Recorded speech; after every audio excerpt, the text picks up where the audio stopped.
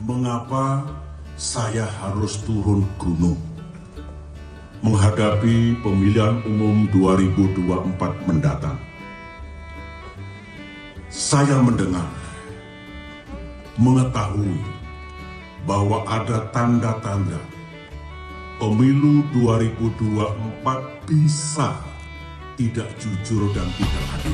Itu kan pendapat Pak SBY ya, yang saya kira sebagai pendapat sah-sah saja orang berpendapat.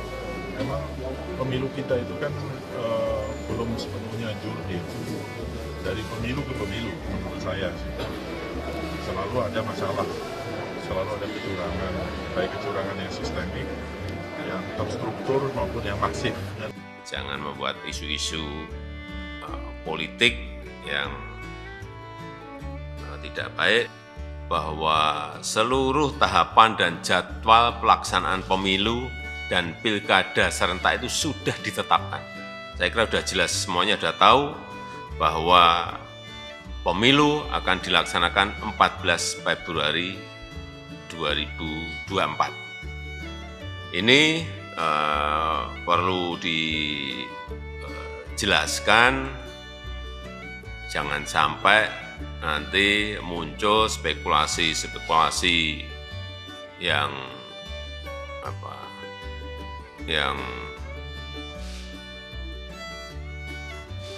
isunya beredar di masyarakat bahwa pemerintah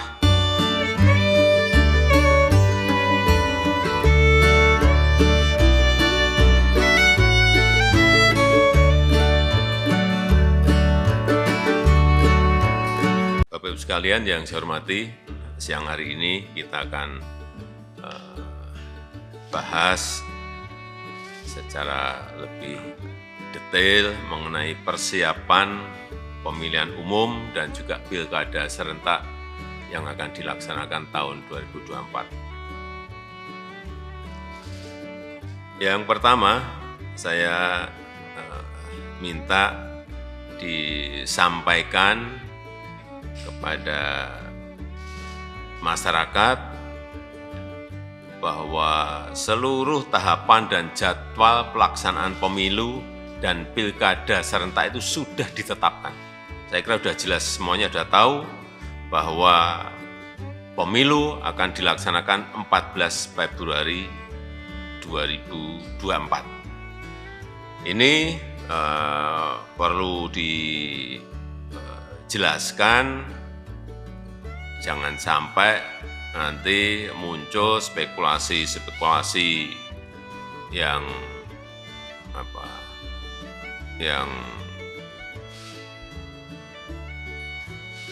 isunya beredar di masyarakat bahwa pemerintah tengah berupaya untuk melakukan penundaan pemilu atau spekulasi mengenai perpanjangan jabatan presiden dan juga yang berkaitan dengan soal 3 periode. Karena jelas bahwa kita telah sepakat pemilu dilaksanakan tanggal 14 Februari dan pilkada dilaksanakan nanti di November 2024. Sudah jelas semuanya.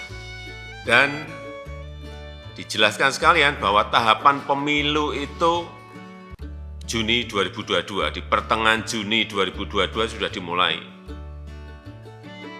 Karena memang ketentuan undang-undangnya 20 bulan sebelum pemungutan suara. Yang kedua, 12 April, KPU dan Bawaslu periode 2022-2027 kita lantik dan segera mempersiapkan pemilu dan pilkada serentak di 2024. Oleh sebab itu, kita nanti perlu berbicara dengan KPU dan Bawaslu mengenai persiapan-persiapan ini agar persiapan pemilu dan pilkada yang ini kita belum pernah punya pengalaman serentak itu betul-betul bisa kita persiapkan dengan matang.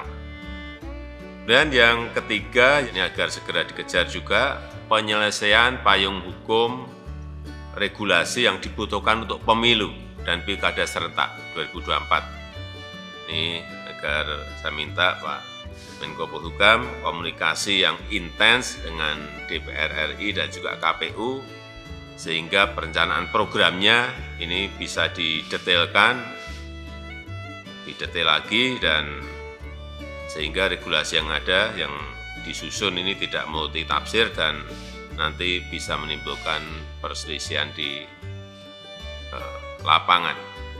Yang keempat, yang ini juga segera harus diputuskan mengenai alokasi dana, baik dari APBN maupun APBD dalam rangka persiapan pemilu dan pilkada serentak 2024. Kemarin sudah disampaikan ke saya bahwa diperkirakan anggarannya sebesar 110,4 triliun. KPU dan Bawaslu. KPU-nya 76,6 triliun rupiah dan Bawaslu-nya 33,8 triliun rupiah. Ini saya minta didetailkan lagi, dihitung lagi, dikalkulasi lagi dengan baik dalam APBN maupun dalam APBD dan dipersiapkan secara bertahap. Yang kelima, kita juga harus menyiapkan pejabat gubernur, pejabat bupati, pejabat wali kota yang berakhir masa jabatannya di 2022 ini. Ada 101 daerah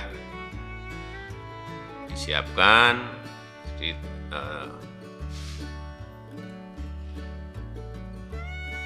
karena ada 7 gubernur, ada 76 bupati, dan ada 18 wali kota yang harus diisi.